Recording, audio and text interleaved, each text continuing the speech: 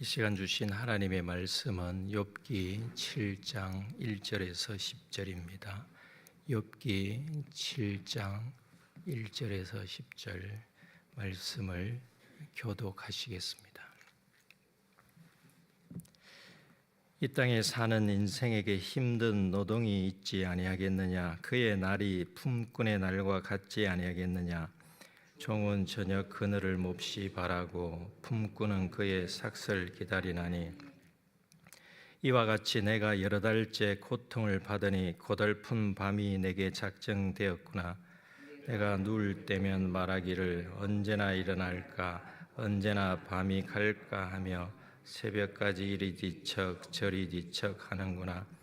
내 살에는 구더기와 흙덩이가 의복처럼 입혀졌고 내 피부는 굳어졌다가 터지는구나. 나의 날은 배틀의 북보다 빠르니 희망 없이 보내는구나. 내 생명이 한낱 바람 같음을 생각하옵소서. 나의 눈이 다시는 행복을 보지 못하리이다. 나를 본 자의 눈이 다시는 나를 보지 못할 것이고 주의 눈이 나를 향하실지라도 내가 잊지 아니하리이다. 구름이 사라져 없어짐 같이 스올로 내려가는 자는 다시 올라오지 못할 것이오니 그는 다시 자기 집으로 돌아가지 못하겠고 자기 처소도 다시 그를 알지 못하리이다. 아멘. 욥기를 처음 읽는 사람이라면 욥기 서두에 욥에게 닥친 사건의 긴장감과 동정심을 느낄 것입니다. 그리고 욥을 위로하기 위해 욥을 찾아온 친구들을 보며 내 주변의 친구나 친척이나 이웃의 아픔을 위로하기 위해 아무리 바빠도 시간을 내어야 함을 결심할 수 있을 것입니다. 사실 이러한 마음은 욥기를 자주 대하는 사람도 가질 수 있는 마음입니다. 그런데 욥기를 처음 읽는 사람이 욥의 친구들의 말을 읽을수록 그 말이 위로의 말인지 모함을 느끼게 될 것입니다. 이와 달리 욥기를 자주 접한 사람이라면 욥의 고난 후의 결말을 알고 있기에 전개 부분에서 지루함을 느낄 수 있습니다. 욥기에는 욥과 친구의 논쟁이 3번 있습니다. 그들의 발언 내용은 간결하지 않습니다. 첫 번째 욥에게 입을 열었던 친구 엘리바스의 말이 4장과 5장 2장에 걸쳐 기록되어 있고 이에 대한 욥의 대답 역시 6장과 7장 2장에 걸쳐 기록되어 있습니다.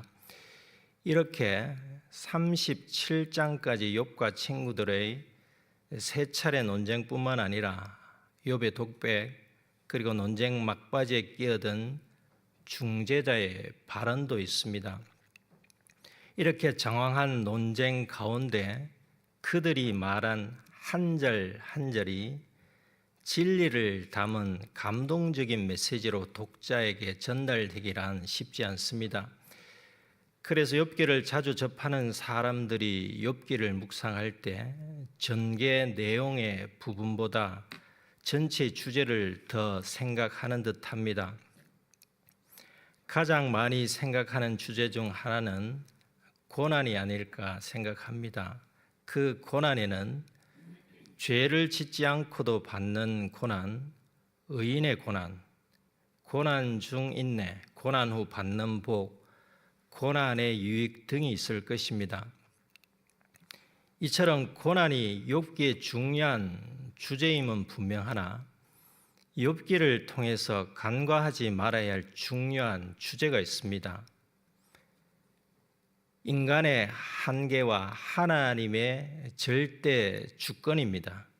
욥기를 묵상하시면서 해야 할 일은 인간의 지식과 지혜의 한계와 세상 만사의 하나님의 절대 주권을 인정하는 일입니다. 그리고 인간이 보지 못하는 하나님의 섭리가 있음을 받아들이며 신앙의 성숙을 이루는 일입니다. 특히 욥기의 전개에 해당하는 3장에서 37장을 묵상할 때는 정답을 모른 채 갑론을박하는 욥과 친구들을 보면서 나 역시 사람들과 논쟁, 토론, 대화에서 정답에 벗어난 말을 할 수 있구나, 그리고 하였구나를 깨닫는 일입니다. 나의 인생에서 지금까지 했던 많은 논쟁, 토론, 대화에서 나의 의견이나 주장이 하나님 보시기에 어리석은 것들이 많았음을 인정해야 합니다. 성경을 인용해서 말하더라도 틀릴 수 있습니다. 그것은 성경 구절을 잘못 해석할 수 있기 때문입니다. 우리는 한계를 지닌 불완전한 인간입니다. 그러므로 아무리 지식과 지혜가 많을지라도 어떤 사안에 완벽한 답을 할 수 없다는 것과 대부분 사람이 옳다고 여기는 것조차도 정답이 아닐 수 있다는 점을 염두에 두며 살아가는 것입니다. 우리는 진리이신 주님 안에서 하나님의 뜻을 구해야 합니다. 예수님께서 알려주신 또 다른 보혜사 성령님이 나의 갈 길을 밝혀 비춰주시고 나의 생각이 바르게 형성될 수 있도록 도와주시는 분이심을 명심하여 성령님께서 감동 주시는 생각을 말과 행동으로 표출하도록 힘써야 할 것입니다. 오늘 본문은 대만 사람 엘리바스의 말에 대한 욥의 답변 중 일부입니다. 욥의 친구들뿐만 아니라 욥 자신도 자신이 받는 고난의 원인을 모르며 말하는 답변을 묵상하실 때 전체 주제를 생각하시면서 성찰의 은혜가 있으시길 원합니다. 1절입니다. 이 땅에 사는 인생에게 힘든 노동이 있지 아니하겠느냐? 그의 날이 품꾼의 날과 같지 아니하겠느냐? 욥은 먼저 모든 사람이 겪는 인생의 괴로움을 토로합니다. 자신이 겪는 괴로움은 엘리바스의 논리처럼 상선 벌악의 결과가 아님을 주장하기 위한 답변입니다.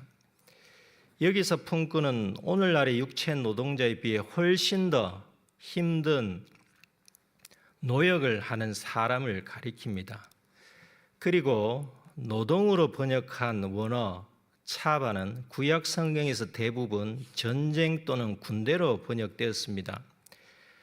그리고 인생의 문자적 의미는 성인 남성입니다. 그렇다면 모든 성인 남자는 군대에서 힘든 복무를 하지 않느냐? 또는 모든 남자는 성인이 되면 힘든 군 복무를 위해 징집되지 않느냐 정도로 번역할 수 있습니다.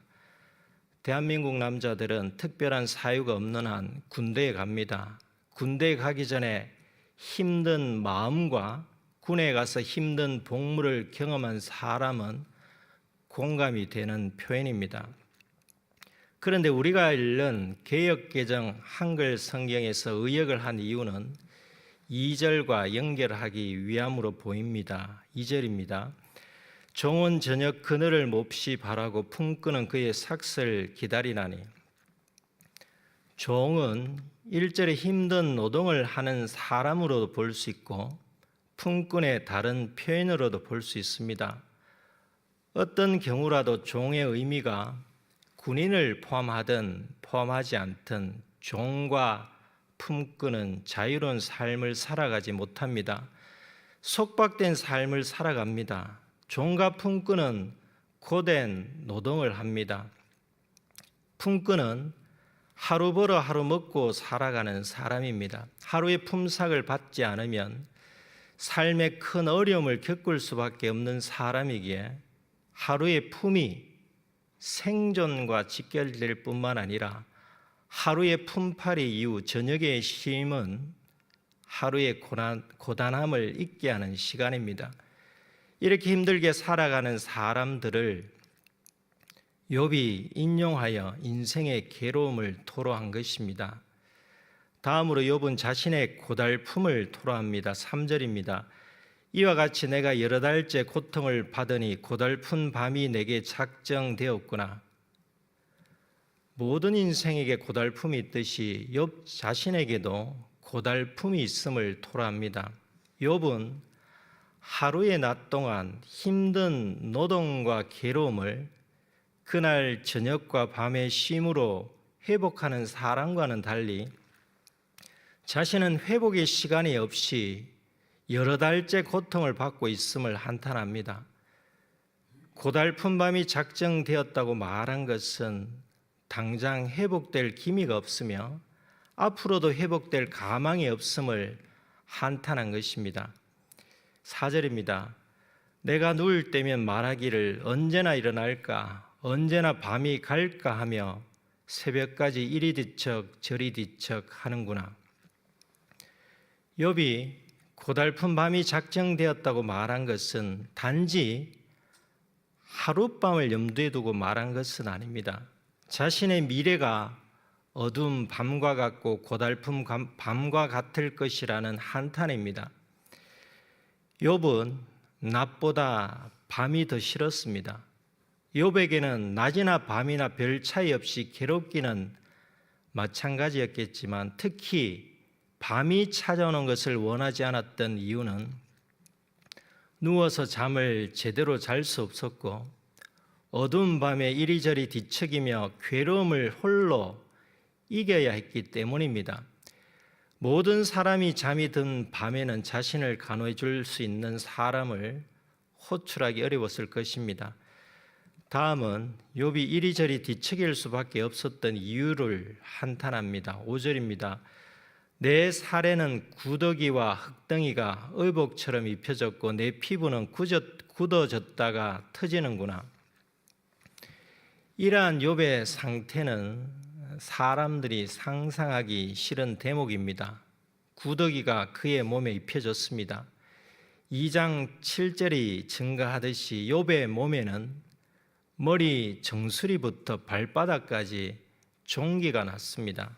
그래서 가려움과 통증으로 인해 제 가운데 있었고 질그릇 조각으로 몸을 긁었으니 상처가 잠시 아물었더라도 이내 터져 진물이 났을 것입니다. 이런 날이 수개월째 지속되었으니 욥이 다음과 같이 고백할 수밖에 없었습니다. 6절입니다. 나의 날은 배틀의 북보다 빠르니 희망 없이 보내는구나. 배틀의 북은 배틀에서 천을 직조할 때 사용하는 도구입니다. 배틀에 세로로 길게 있는 줄, 날줄에 가로 방향으로 들어가는 줄, 시줄을 북을 이용하여 넣습니다. 이때 배틀의 북은 빨리 좌우로 움직이게 되는데 욥은 이 배틀의 북처럼 자신의 날이 빨리 지나가니 희망을 가질 수 없었습니다. 욥의 말이 아니더라도 우리 인생의 날은 빨리 사라집니다. 시편 90편을 보면 사람의 연수는 신속히 가니 날아간다고 전하고 있습니다. 이어서 욥은 하나님께 자신의 처지를 생각해 주실 것을 기도합니다. 7절부터 10절은 기도의 앞부분입니다. 7절입니다. 내 생명의 한낮 바람 같음을 생각하옵소서. 나의 눈이 다시는 행복을 보지 못하리이다. 내 생명의 한낮 바람 같음이란 욥의 날이 배틀의 북과 같이 빨리 지나감과 같은 의미입니다.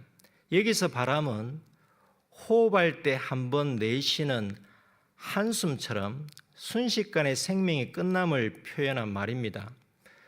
그리고 나의 눈이 다시는 행복을 보지 못할 것이라는 표현에서 알 수 있듯이 욥은 하나님을 향해 기도하지만 원망과 절망이 섞여 있습니다. 곧 죽을 사람들이 하는 호소를 이어갑니다. 8절입니다.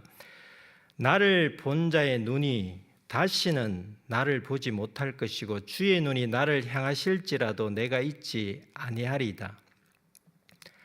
나를 본 자에는 욥의 아내도 있겠지만 여기서는 욥의 친구들을 가리킨다고 보아야 할 것입니다. 욥의 친구들이 욥의 비참한 상태를 눈으로 보았는데 다시는 자신을 보지 못할 것이라는 표현은 곧 죽을 사람이 하는 절망적인 말입니다. 그런데 욥은 하나님의 눈 역시 자신을 보지 못할 것이라는 말을 이어갔습니다. 이는 하나님의 전능하심과 무소, 부재를 부인한 말이 아니라 하나님께서 이 땅에서 자신을 보지 못할 것이라는 의미입니다. 자신이 죽어 이 땅에서 사라질 것이라는 뜻입니다. 이어서 욥은 자신이 죽어서 갈 곳이 어디인지를 말하며 절망적 표현을 이어갑니다. 9절 10절입니다. 구름이 사라져 없어진 같이 스월로 내려가는 자는 다시 올라오지 못할 것이오니 그는 다시 자기 집으로 돌아가지 못하겠고 자기 처소도 다시 그를 알지 못하리이다. 구름이 사라져 없어짐 같이는 앞선 표현 나의 날은 배틀의 북보다 빠르니 그리고 내 생명의 한낮 바람 같음과 같은 의미입니다. 이 땅에서 자신의 날이 다 되면 갈 곳은 바로 스월임을 욥은 인지하고 있었습니다. 그리고 스월은 죽은 사람이 가는 것이고 스월에 간 사람은 살아서 예전과 같은 상태로 다시 이 세상으로 올 수 없다는 것을 욥은 알았습니다. 욥은 당시 고대 사람들이 믿었던 죽은 사람의 영혼이 언젠가 그의 육체로 돌아온다는 내세관을 부정한 것입니다. 고대 이집트에서 미라를 만들었던 이유가 이러한 내세관을 가졌기 때문입니다. 욥은 이러한 내세관을 정면으로 부정하고 죽은 사람은 다시 이 땅에 돌아올 수 없다고 기도한 것입니다. 그래서 자신의 삶을 더 절망적으로 느낀 것입니다. 7절부터 10절에 다시라는 말이 5번 나옵니다. 원문을 보면 그중 4번은 히브리어에서 강한 부정을 뜻하는 로가 사용되었습니다. 다시 못 본다, 다시 못 본다, 다시 돌아오지 못한다, 다시 돌아가지 못한다. 이러한 표현은 자신의 인생을 마치 자신이 너무 잘 아는 것처럼 말하는 표현입니다. 이는 하나님의 절대 주권을 인정하지 않는 말입니다. 우리는 평소에 하는 말 가운데 다시는 이라는 말을 얼마나 자주 하십니까? 다시는 말 뒤에는 대개 부정적인 말이 오지 않습니까? 내 인생을 주관하시는 하나님의 절대 주권을 인정한다면 내 인생에 다시는 무엇을 못 본다, 내가 다시는 무엇을 못한다 라는 말을 하지 않아야 하지 않겠습니까? 욥처럼 우리는 친구나 가까운 사람들 또는 업무상 만나는 사람들과 대화할 때 하나님의 절대 주권을 부정하는 말, 다시는 이라는 강한 부정의 말을 하지 마십시다. 오직 다시라는 말은 주님께서 다시 오신다 또는 내가 죽어도 다시 살아난다 등 신앙적 말을 할 때 사용하도록 힘쓰십시다. 오늘이라는 시간은 다시 오지 않습니다. 그러므로 다시 신앙을 점검하시고 다시는 시험에 빠지거나 다시는 죄악에 빠져 살아가지 않도록 오늘 하루도 하나님께서 나의 아버지이심을 인지하고 하나님께 창문을 열고 자녀로서 아버지와 소통하며 살아가십시다. 기도하시겠습니다. 하나님 아버지, 저희를 자녀로 삼아 주셔서 하나님을 아버지로 부를 수 있는 은혜를 베풀어 주셔서 감사드립니다. 피조물이자 자녀인 저희가 창조주 하나님 아버지의 뜻을 온전히 이해할 수 없음을 인정하게 하시옵소서.